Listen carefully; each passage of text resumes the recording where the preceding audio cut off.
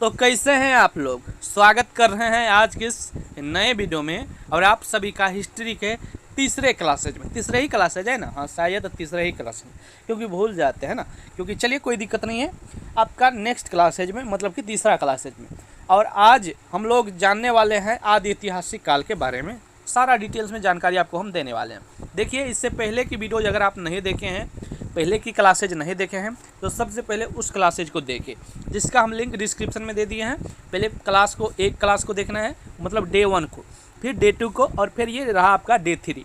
ठीक है, तो चलिए वीडियो को स्टार्ट कर रहे हैं। अगर वीडियो पसंद आ रहा है तो आप क्या करना, चैनल को सब्सक्राइब करना, चैनल से जुड़ जाना, क्योंकि आपको पूरे क्लासेज करनी है। आपको मैं हिस्ट्री के तमाम सारा चीज़ आपको दूंगा यहाँ से।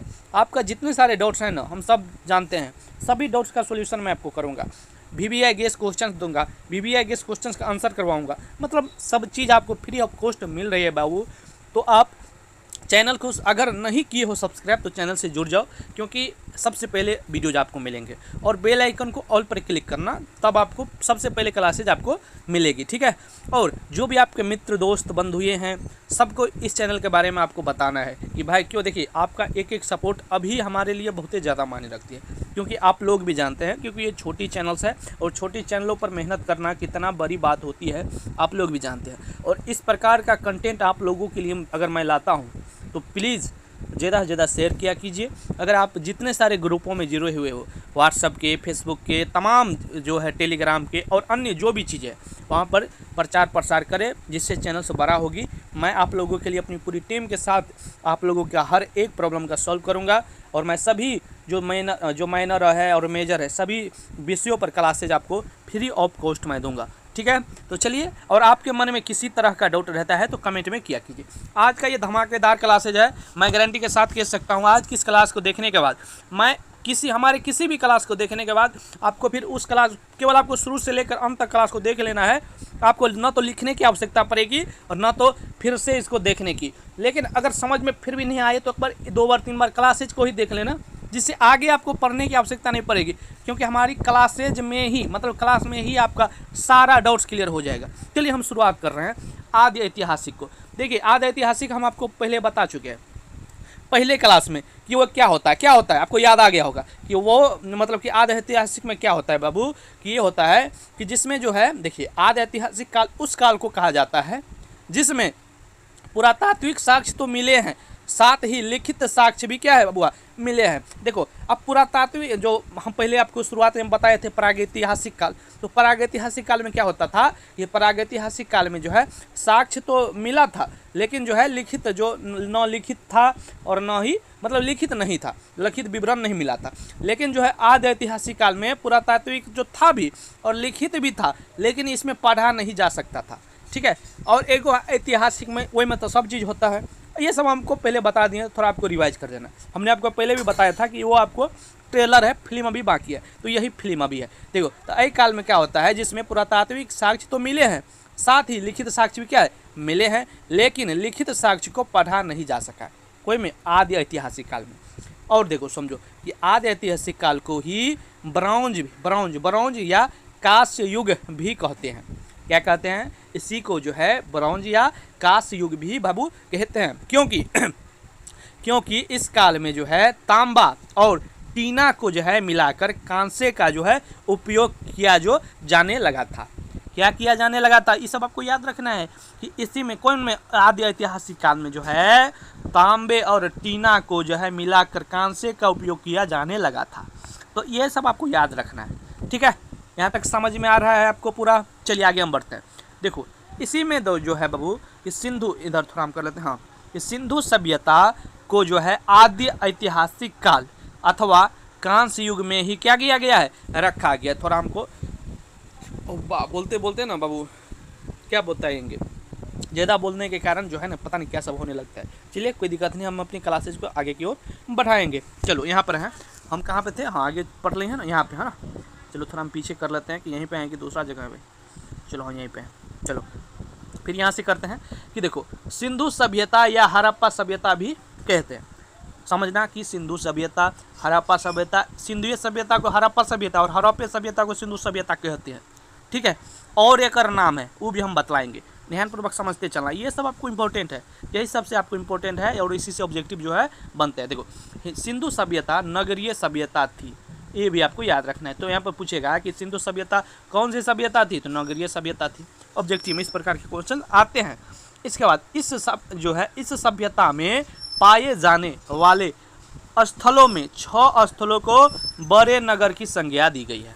अब यहाँ पर पूछेगा कि इस सभ्यता में पाए जाने वाले, मतलब कि सिंधु सभ्यता में, इस सिंधु सभ्यता में पाए जाने वाले स्थलों में जो है कितने स्थलों को बड़े नगर में संज्ञा दी गई, तो यहाँ बोलोगे 6। अब बोलेगा कौन कौन, तो वो नाम है, पहला है मोहनजोदड़ो, पहला कौन है मोहनजोदड़ो, दूसरा कौन है हड़प्पा, तीसरा कौन है गनवारी वाला तीसरा, और चौथा कौन है धौलावीरा, पांचवा कौन है राखी गड्ढी, क्या है पांचवा राखी गड्ढी, और छठा है कालीबंगन। यहाँ तक आपको समझ में आ रहा है? हमारे हिसाब से आपको बहुत अच्छा लग रहा होगा क्लास करने में, ठीक है। क्लास करने में अगर मज़ा आ रहा है ना तो कमेंट में ज़रूर लिखना कि कितना अच्छा लग रहा है आप सभी को, ठीक है। देखिए कमेंट में आपकी हर एक कमेंट्स मैं पढ़ता हूँ, बहुत अच्छा लगता है, क्योंकि आप लोग बोलते हो ना सर बहुत अच्छा आप पढ़ाते हो, ये चीज़ें बहुत सारी चीज़ें लिखते हो। चलिए कोई दिक्कत नहीं, बहुत सारे लोग तो खाली देख लेंगे हो गया, अपना काम बनता तो बाहर में जाए, जनता ही वाला पैर है, कोई दिक्कत नहीं है, लेकिन किया कीजिए भाई, ठीक है। चलो अगला सन जो है, सन ये सब आपको याद रखना है। सन 1921 में दयाराम साहनी द्वारा हड़प्पा की खोज की गई थी। अब पूछेगा कि बाबू किसके द्वारा कितने ईस्वी में हड़प्पा की खोज की गई थी, तो आपको याद रखना है कि 1921 ईस्वी में दयाराम साहनी के द्वारा जो है हड़प्पा की खोज की गई थी। देखो कितना अच्छा क्वेश्चन भी बन रहा है, आपको क्वेश्चन भी मैं आपको बना के बता रहा हूँ, जिससे आपको हर एक डाउट्स आपको क्लियर होते चले। इसके बाद है अगला बाबू कि यह पहला स्थल था, यह कौन सा स्थल था, यह पहला स्थल था जहाँ सिंधु सभ्यता संस्कृति की खोज हुई थी। अब पूछिएगा यह कौन सा जो है स्थल था, तो पहला स्थल था, तो ये सब आपको याद रखना है।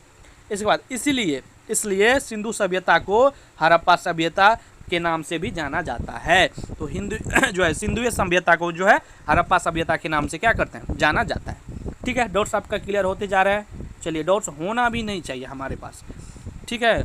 चलिए आगे हम चलते हैं। हाँ यहाँ पे अगला देखो, अगला है सन 1922 में, सन कब 1922 में राखल दास, कौन सा है राखल दास बनर्जी द्वारा मोहनजोदड़ो की खोज की गई थी।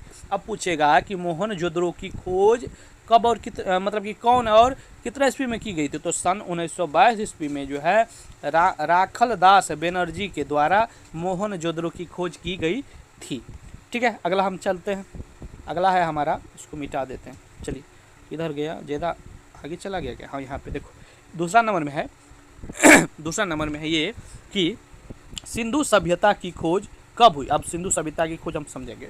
देखो सर्वमान्य तिथि काल, यहाँ पर देखो वैसे तो देखो समझो कि वैसे तो सिंधु सभ्यता का कई पुरातत्वविदों द्वारा अलग अलग खोज के अनुसार जो है अलग अलग काल और जो है समय का निर्धारण किया गया था।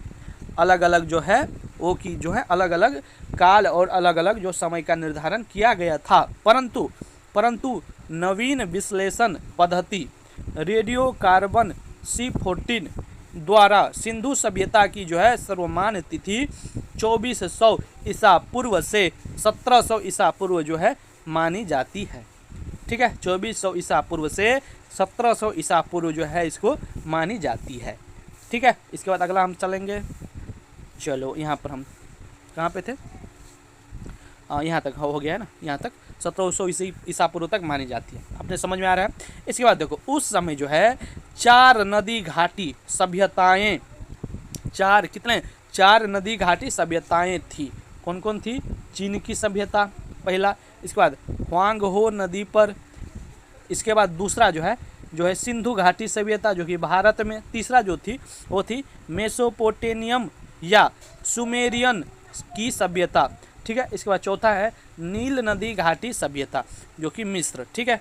यहाँ तक आपको समझ में आ रहा है, हमको समझाना है आपको। अगला हम समझेंगे कि हड़प्पा सभ्यता सिंधु घाटी सभ्यता या देखो हड़प्पा सभ्यता या सिंधु घाटी सभ्यता एक ही होगा, उस समय की इन सभी सभ्यताओं में से सबसे बड़ी सभ्यता थी। तो ये आपको याद रखना है, क्या याद रखना है, सिंधु घाटी सभ्यता या हड़प्पा सभ्यता उस समय की इन सभी सभ्यताओं में से सबसे क्या थी, बड़ी सभ्यता थी।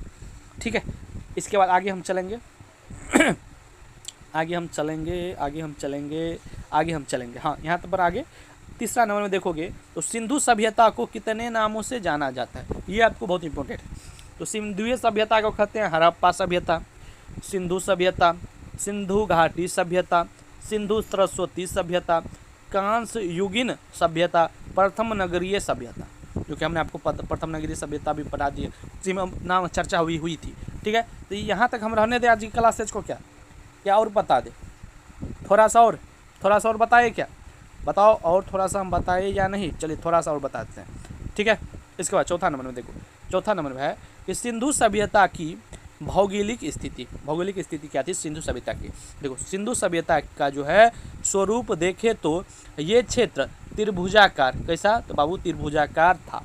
कैसा था? सिंधु सभ्यता का जो स्वरूप देखे तो कैसा था, क्षेत्र जो है, तो ये क्षेत्र त्रिभुजाकार था। यह उस काल का सबसे बड़ा सांस्कृतिक क्षेत्र था।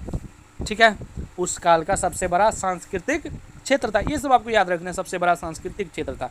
इसका जो है लगभग 13 लाख वर्ग किलोमीटर था। इसका जो है 13 लाख वर्ग किमी था। ठीक है, इसके बाद अब तक इस संस्कृति के हजार स्थलों का पता लगाया जा चुका है। कितने मतलब कि कितने स्थलों का? 1000। तो ये सब आपको याद रखना है। ठीक है, इसके बाद इम्पोर्टेंट है, इसके बाद अगला, इन स्थलों में से कुछ आरंभिक अवस्था के स्थल हैं, कुछ स्थलों का परिपक्व अवस्था के स्थल माना गया है, एवं कुछ को उत्तरवर्ती अवस्था के जो है स्थल माना गया है। परिपक्व अवस्था के स्थलों में से 2 नगरों को अधिक महत्वपूर्ण माना गया है, क्योंकि इनकी जो है खोज सबसे पहले हुई थी। इनकी खोज कब हुई थी? सबसे पहले हुई थी। तो कौन कौन है? पंजाब में हड़प्पा स्थल, तथा दूसरा है कि सिंध का मोहनजोदड़ो नगर अर्थात प्रेतो का टीला। ये दोनों स्थान जो है वर्तमान में पाकिस्तान में है। ये दोनों स्थान कहाँ है अभी? तो अभी वर्तमान मतलब अभी है पाकिस्तान में। ठीक है, तीसरा है चिन्हुद्रो, तीसरा स्थल था। ठीक है, चिन्हुद्रो। चौथा है गुजरात के खंभात की खाड़ी के ऊपर चौथा नगर लोथल था। कौन था? लोथल था। पांचवा देखोगे तो पांचवा किधर गया भाई? पांचवा किधर गए हो? इधर आ जाओ। पांचवा किधर गया? हाँ, इधर है। चलो, पांचवा नगर राजस्थान के उत्तरी भाग में कालीबंगा अर्थात काले रंग की चूड़ियाँ, तथा छठा जो है हरियाणा के हिसार जिले का जो है बनावली। ये सभी वे स्थल हैं जहाँ पर परिपक्व हड़प्पा सभ्यता या संस्कृति मिली है। ठीक है, क्या है? तो सभ्यता या संस्कृति बाबू मिली है। यहाँ तक समझ में आ रहा है तब हम आगे बढ़ेंगे। अगर नहीं आ रहा है तो हम पीछे ही रहेंगे। आगे की क्लासेज में इसको हम जो है क्या करेंगे? आप सभी को बताने का काम करेंगे। ठीक है, तो अगला थोड़ा सा और देख लेते हैं। सिंधु सभ्यता के सर्वाधिक जो है पूरा स्थल, पहला देखो, सबसे उत्तरी पूरा स्थल चिनाब नदी के तट पर मांदा यानी जम्मू कश्मीर में। ठीक है, अगला है, थोड़ा सा आपको डाउट तो हो रहा होगा, किसी प्रकार का डाउट हो तो आप हमसे अगले वीडियो में कमेंट कर देना, या तो इसी वीडियो में कमेंट करोगे तो मैं आपको आगे जो है आपको समझ में अगर नहीं हो सकता है, किसी की जो नहीं भी आती है, देखिए हमारा ना अभी हैंग करने लगा बहुत ज़्यादा, जब हम आपको बताते हैं तो हमारा स्क्रीन रिकॉर्डिंग भी नहीं हो पाता है। ठीक है, तो इसीलिए हम यहाँ तक रहने देते हैं।